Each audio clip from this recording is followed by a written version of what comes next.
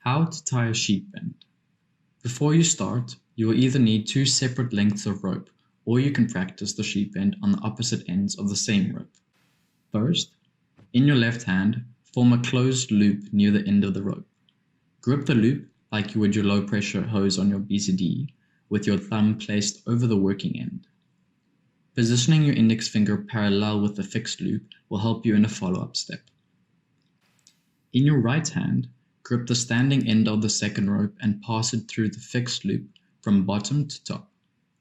Next, wrap the standing end over the top of your left index finger and back towards you, running underneath the fixed loop.